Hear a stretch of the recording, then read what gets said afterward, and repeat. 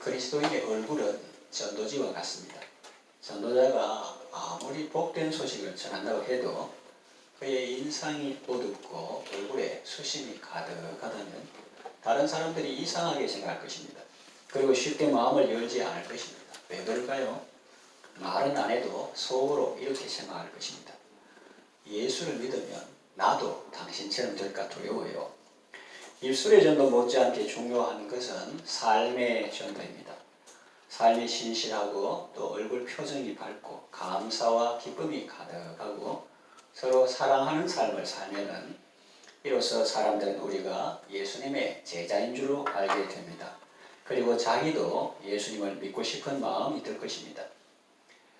4월 23일은 가족과 이웃을 초청해서 예배하는 일로 계획한 주일입니다. 우리는 성도의 가족 중에 아직 예수님을 안 믿는 사람들이 예수님을 믿고 구원받기를 원합니다. 또 우리의 지인들이나 이웃 중에서 아직 예수님을 안 믿는 사람들이 예수님을 믿고 구원받기를 바랍니다. 그리스도인이 얼마나 부요한 사람인가를 알 때 우리 얼굴에는 감사와 기쁨이 흘러 넘칠 것입니다. 다른 사람들은 그것을 보고 예수님이 얼마나 좋은 분인가를 알게 될 것이고 자기도 예수님을 믿고 그런 삶을 살고 싶어질 것입니다. 왜냐하면 그들에게 가장 영향력 있는 전도지는 종이 조각이 아니라 바로 여러분들의 얼굴이기 때문입니다.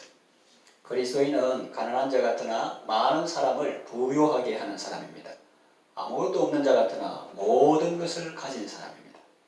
모든 것을 가졌다고 했습니다. 자, 그렇다면 이제부터 그리스도인이 가진 것이 어떤 것인지 하나씩 살펴보면서 함께 내려가겠습니다.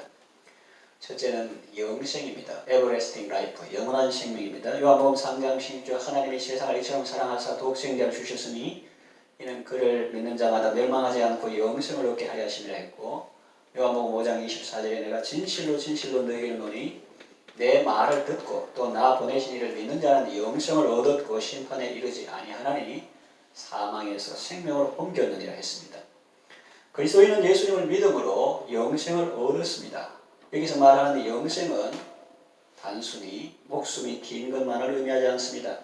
단순히 목숨이 긴 것만을 의미한다면 예수님을 안 믿는 사람들도 영생한다고 말할 수 있습니다. 왜냐하면 사람의 영혼은 불멸하기 때문이죠. 그러나 그렇다고 해서 안 믿는 사람이나 악한 사람을 영생한다고 표현하지는 않습니다. 그러므로 영생이라는 말 속에는 단순히 목숨이 긴 것 이상의 의미가 있음을 알 수 있습니다. 효도하는 가문에서 장수하는 것은 복이 되지만 불효하는 가문에서 장수하는 것은 고통입니다. 그와 같이 우리의 생명도 하나님의 사랑과 은혜 안에서 영원히 사는 것은 복이지만 하나님의 사랑과 은혜가 1도 없는 곳에서 영원히 사는 것은 복이 아니라 벌을 받는 것입니다. 영생은 시간적으로 영원한 생명일 뿐만 아니라 가치적으로 그리스도와 연합된 생명입니다. 그래서 우리는 천국에서 영생을 누리지만 이 땅에서도 영생을 얻고 그 영원한 생명을 날마다 누리며 살아갈 수 있습니다. 그러면 예수를 안 믿는 사람은 어떻게 됩니까? 마태복음 25장 46절에 보니 그들은 영벌에 의인들은 영생에 들어가리라 했습니다. 악인들은 저주를 받아서 주님을 떠나 마귀와 그 사자들을 위하여 예비된 영원한 불에 들어가게 됩니다. 뿐만 아니라 이 땅에서도 저주와 형벌 가운데 살아갑니다. 사람이 죽고 망하는 것은 죄 때문입니다. 좀 더 정확하게 말하면 죄 사함 받지 못했기 때문에 망합니다. 왜 이렇게 말할까요? 세상에 죄 없는 사람은 없기 때문입니다. 목사, 스님, 신부 이런 사람들 다 죄 없는 사람 없어요. 그러면 왜 어떤 사람은 죽고 망하고 어떤 사람은 죽어도 살고 영원히 죽지 않는 것일까요? 그 차이는 자신이 그 죄를 그대로 지고 가느냐 아니면 자신의 죄짐을 대신 짊어지시고 가실 분에게 그 짐을 맡기느냐의 차이입니다. 예수님은 우리의 연약함과 질고를 다 짊어지신 분입니다. 그리고 날마다 우리의 짐을 지시는 분이십니다. 예수님을 믿고 나의 죄를 회개할 때 하나님은 내 죄를 다 용서해 주시고 영원한 생명을 주십니다. 그러나 하나님의 은혜를 거부하고 하나님의 자비를 거부하고 예수님을 믿지 않는 사람은 그 죄의 대가를 자신이 고스란히 다 지불해야 합니다. 그 무거운 죄의 짐을 자신이 다 짊어지고 인생길을 걸어가야 합니다. 그러니 얼마나 고달프고 힘들겠습니까? 여러분 가족이나 이웃 중에 그런 분이 있습니까? 무거운 짐을 등에 지고 인생길을 가면서 힘이 없어서 쓰러지려 하는 분이 있습니까? 그 죄짐을 예수님 앞에 다 내려놓고 그 생명길 함께 가자고, 구원으로 인도하는 그 길로 가자고 권하시기를 바랍니다. 두 번째, 크고 아름다운 집입니다.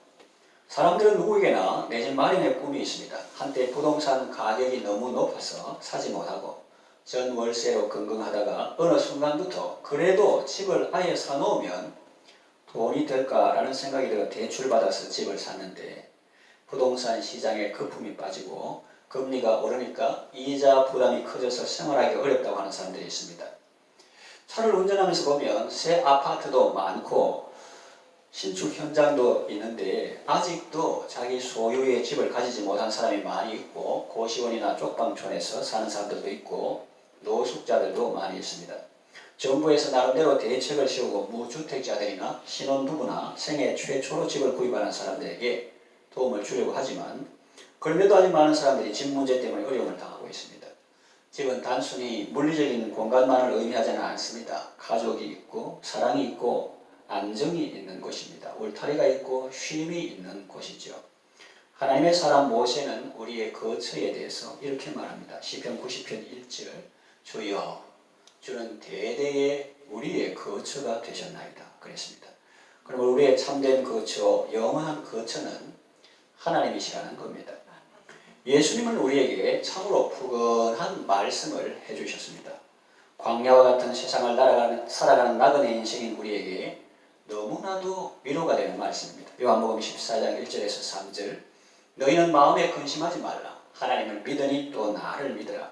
내 아버지 집에 거할 곳이 많도다. 그렇지 않으면 너희에게 일렀으리라. 내가 너희를 위하여 거처를 예비하러 가노니 가서 너희를 위하여 거처를 예비하면 내가 다시 와서 너희를 내게로 영접하여 나 있는 곳에 너희도 있게 하리라. 그렇게 말씀하셨습니다. 오스카 와일드의 단편소설 거인과 소년 이야기가 있는데 요약하면 거인은 부자이고 대저택에 살면서 동네 아이들이 자기 정원에 못 들어오게 했습니다. 그랬더니 꽃도 피지 않고 새도 울지 않았습니다. 여행 갔다가 돌아와 보니 아이들이 그 틈에 마당 와서 집안에 들어와서 마당에서 놀고 있었습니다. 꽃은 만발하고 새들이 노래했습니다. 그런데 동네 아이들은 다 자기 마당에서 놀고 있는데 어떤 한 아이는 울타리에 옷이 걸려가지고 들어오지 못하고 울고 있었습니다. 그래서 거인은 그 아이를 눈높이로 이렇게 맞춰서 바라보면서 자기 손으로 안아서 집 안으로 들어오게 해서 다른 아이들과 같이 놀게 했습니다. 아이들은 이제 매일 그 집에 와서 놀았습니다. 그런데 이 거인이 자세히 보니까 다른 아이들은 다 있는데 그 울타리에 옷이 걸려가 울던 자기가 안아서 들려주었던 그 아이가 보이지 않는 거예요. 세월이 흘러서 거인이 죽을 때가 되었습니다. 그때 그 아이가 나타나서 거인에게 말했습니다. 당신은 언젠가 나를 당신의 정원으로 초대하였습니다. 이제는 제가 당신을 저의 정원으로 초대하겠습니다. 이것은 소설이고 사람이 지어낸 이야기지만 우리에게 감동을 줍니다. 성경은 소설이 아니고 실화인데 예수님은 이렇게 말씀하셨습니다. 내가 아까 말했죠. 내가 가면 다시 너희에게로 와서 나 있는 곳에 너희도 있게 하리라. 그렇게 말씀하셨죠. 또 마태복음 25장 40절에 예수님이 임금이 대답하여 이르시되 내가 진실로 너희에게 이르노니 너희가 여기 내 형제 중에 지극히 작은 자 하나에게 한 것이 곧 내게 한 것이니라 말씀하셨고 누가복음 16장 9절에 내가 너희에게 말하노니 불의의 제물로 친구를 사귀라. 그리하면 그 제물이 없어질 때에 그들이 너희를 영주할 처소로 영접하리라 했습니다. 또 시편 41편 1절에 가난한 자를 보살피는 자에게 복이 있으며 재앙의 날에 여호와께서 그를 건지시리로다 했습니다. 하나님께서 그를 이 땅의 크고 작은 재앙에서 건져주시고 죄와 죽음, 지옥 권세에서도 건져주십니다. 이것을 잘 나타내는 복음 성가가 있습니다. 하늘 위의 집이라는 제목인데 가사는 여러분이 잘 아실 것입니다. 초가 삼간도 나는 만족하네. 값진 재물도 내겐 없지만 앞으로 내가 하늘나라에 가면 순황금길을 거닐겠네. 내게는 하늘 저 위에 집이 있네. 영원한 기쁨 넘치는 그곳. 언젠가 내가 저 천국이라로 주님과 함께 거닐겠네. 날 가난하다 외롭다 말하여 천국길 가니 실망 없다네. 이 세상 수고 모두 끝난 후에 저 천국 가서 멸류관스리 내게는 하늘 저 위에 집이 있네. 영원한 기쁨 넘치는 그곳. 언젠가 내가 저 천국이라도 주님과 함께 거닐겠네. 그랬습니다.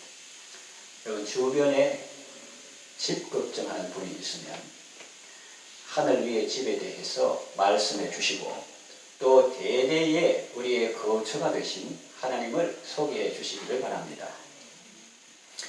셋째로 큰 평화입니다. 이것은 다른 사람들이 생각조차 할 수 없는 평화입니다. 빌립보서 4장 7절에 그리하면 모든 지각에 뛰어난 인간의 지각을 뛰어넘는데요. 너무나 큰 평강이라서 지각을 뛰어난 하나님의 평강이 그리스도 예수 안에서 너희 마음과 생각을 지키시리라 그랬어요. 그리스도인은 누구나 이런 노래를 부를 수 있습니다. 찬송가 412장 전에 우리가 연극할 때 또 다 부르고 했는데 내 영혼의 깊이 깊은 데서 맑은 가락이 울려나네. 하늘 곡자가 언제나 흘러나와 내 영혼을 고이 산에 평화로다 하늘 위에서 내려오네. 그 사랑의 물결이 영원토록 내 영혼을 덮어서서 내 마음속에 솟아난 이 평화는 깊이 묻힌 보배로다. 나의 보화를 캐내어 가져갈 자 그 아무도 없으리라. 평화로다 하늘 위에서 내려오네. 그 사랑의 물결이 영원토록 내 영혼을 덮어서서. 곡조이는 기도요 우리의 간증입니다. 세상이 줄 수도 없고 알 수도 없고 빼앗을 수도 없는 그런 평화요 평강입니다. 세상에서 권력이 있는 사람에게도 이 평강은 없을 수 있습니다. 권력자, 권자에 앉아있으면서도 마음은 가시방석에 있어가지고 누가 나를 배신하지는 않을까 그러면서 평강이 일동 그런 사람도 있을 수 있고 또 재벌이나 유명한 사람이라도 이 평강이 없을 수 있습니다. 여러분 주변에 세상적으로 잘 나가는 사람도 이 평강이 없는 사람이 있습니다. 이 평강은 돈으로 살 수 없고 권력으로도 얻을 수 없는 평강입니다. 이 귀한 평강을 여러분은 누리고 있으니 얼마나 귀하고 감사한 일입니까? 옆에 이 평강에 대해서 궁금해하거나 부러워하는 분이 있습니까? 그렇다면 그분들에게 그 비결을 알려주십시오. 예수님을 만나보시라고. 그러면 예수님께서 당신에게 홍수가 범람할지라도 오히려 안연할 수 있는 큰 평안을 주실 것이라고 그렇게 소개해 주시기 바랍니다. 네 번째, 큰 즐거움입니다. 이것은 사람이 말로 다 할 수 없는 즐거움입니다. 베드로전서 1장 8절 예수를 너희가 보지 못하였으나 사랑하는도다 이제도 보지 못하나 믿고 말할 수 없는 영광스러운 즐거움으로 기뻐하니 그랬고 시편 5편 11절에 그러나 주께 피한 모든 사람은 다 기뻐하며 주의 보호로 말미암아 영원히 기뻐 외치고 주의 이름을 사랑하는 자들은 주를 즐거워하리라 했고 시편 16편 8절 9절 내가 여호와를 항상 내 앞에 모시며 그가 나의 오른쪽에 계심으로 내가 흔들리지 아니하리로다. 이러므로 나의 마음이 기쁘고 나의 영도 즐거워하며 내 육체도 안전히 살리니 그랬고 11절에 주께서 생명의 길을 내게 보이시니 주의 앞에는 충만한 기쁨이 있고 주의 오른쪽에는 영원한 즐거움이 있나이다 했습니다. 또 시편 43편 4절 우리가 교동문 읽은 본문인데 그런즉 내가 하나님의 제단에 나아가 나의 큰 기쁨에 하나님께 이르리다. 개역 개정에는 큰 기쁨이라고 했지만 개역 한글에는 극락의 하나님께 이르렀어요. 같은 말입니다. 큰 기쁨에 하나님께 이르리다. 하나님이여 나의 하나님이여 내가 수금으로 주를 찬양하리다 했어요. 여러분 주위에 슬픔 걱정 가득하고 외로워하는 분이 있으면 참 기쁨의 근원이 되신 예수님을 소개해 주시기를 바랍니다.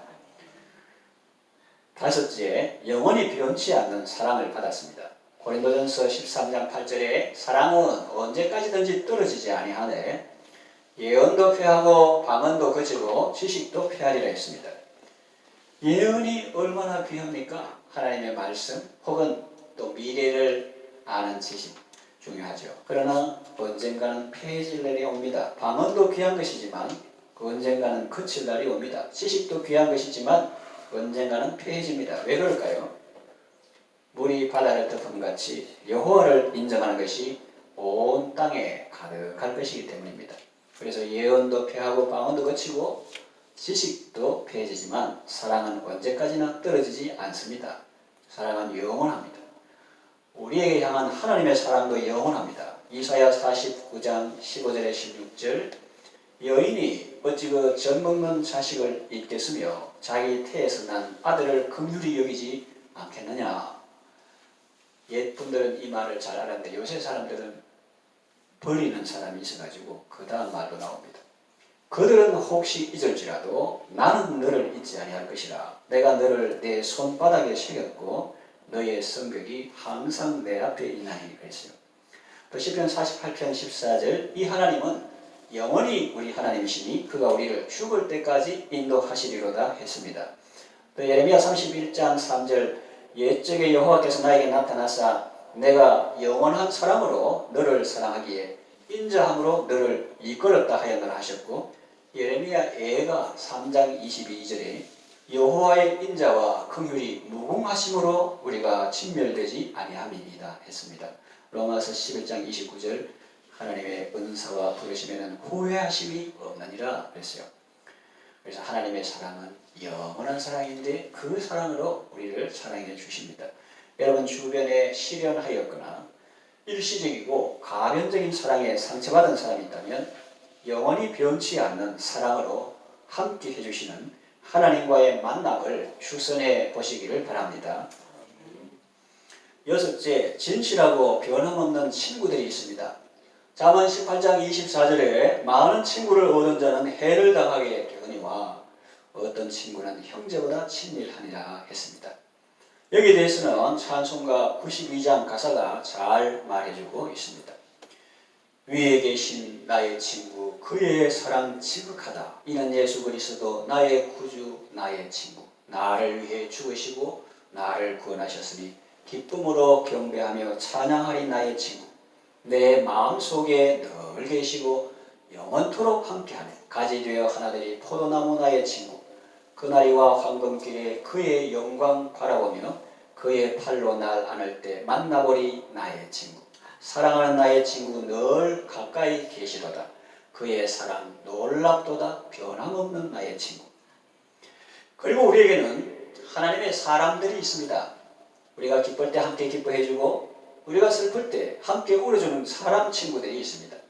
만일 어떤 사람이 온 세상을 다 가졌다고 해도 이런 친구 없으면 그는 참 부유한 자라고는 할 수 없습니다.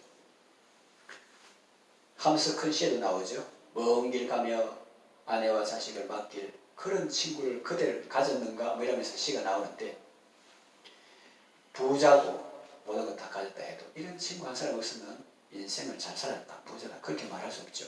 그런 분들이 주변에 있습니까? 그런 외로운 분들이 있습니까? 겉으로는 부자인지 몰라도 속으로는 가난한 그런 분들이 있습니까? 여러분 주변에 그런 분들이 있다면 진실하고 변함없는 친구이신 예수님을 그들에게 소개해 주시기를 바랍니다. 일곱째, 캄캄한 밤중에도 찬송을 부를 수 있습니다. 시편 42편 8절 낮에는 여호와께서 그의 인자하심을 베푸시고 밤에는 그의 찬송이 내게 있어 생명의 하나님께 기도하리로다 했습니다. 밤중에 노래하다니요. 의아스럽죠. 노래는 스스로 우러나와서 하는 것입니다. 누가 돈을 준다고 해서 밤중에 노래하겠습니까? 네 1억 줄 테니까 매일 새벽에 나와서 해라. 목도 안 풀리고 어젯밤에 술 마시고 뭐 해장해야 되는데 새벽에 나와서 목 안 된다. 이거는 스스로 우러나와야 되지 억지로 돈 준다고 해서 되는 게 아니다. 이런 걸 알 수가 있죠. 그러나 감격이 있고 우러나오면 누가 시키지 않아도 저절로 터져 나옵니다. 노래가 찬송이. 사도행전 16장 25절에서 26절 한밤중에 바울과 실라가 기도하고 하나님을 찬송하며 죄수들이 듣더라. 이에 갑자기 큰 지진이 나서 옥터가 움직이고 문이 곧 다 열리며 모든 사람의 매인 것이 다 벗어진지라 했습니다. 우리가 기도할 때 밤중에도 노래할 수 있는 기쁨과 담대함을 주시고 감옥 속에서도 찬송할 수 있는 큰 은혜를 주십니다. 그리스도인에게는 이런 특권이 있습니다. 8째, 생명의 멸관이 있습니다. 야고보서 1장 12절에 시험을 참는 자는 복이 있나니 이는 시련을 견디어낸 자가 주께서 약속하신 생명의 멸관을 얻을 것이기 때문이라고 했습니다. 그리스도인이 이 세상에 살 때 고난이 없는 것은 아닙니다.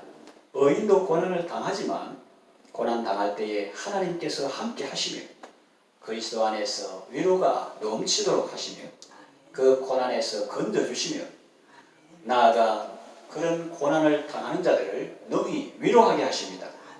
그리고 시련을 잘 건디며 끝까지 충성하면 하나님께서 생명이라는 멸관을 주십니다.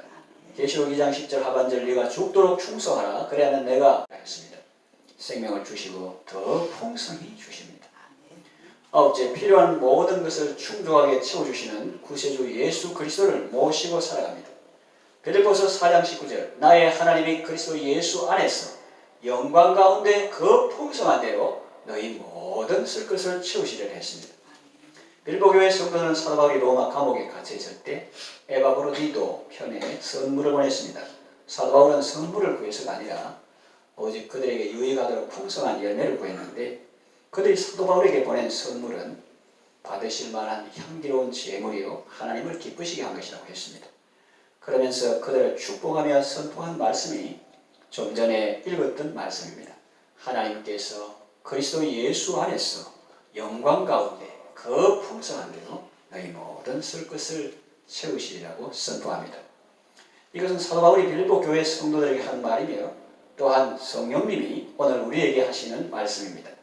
하나님은 그리스도 예수 안에서 영광 가운데 그 풍성한 대로 성도들의 모든 쓸 것을 채워 주십니다. 이 말씀을 정리하고 마치겠습니다. 사람들이 사도 바울의 겉모습만 보면 불쌍한 사람이다 그렇게 할 수 있습니다. 왜? 겉모습만 보면 결혼 안 한 독신 남성이고 몸도 약하고 심각한 질병도 가지고 있고 말도 시원치 않습니다. 또 예수님 때문에 어려움도 많이 겪었습니다.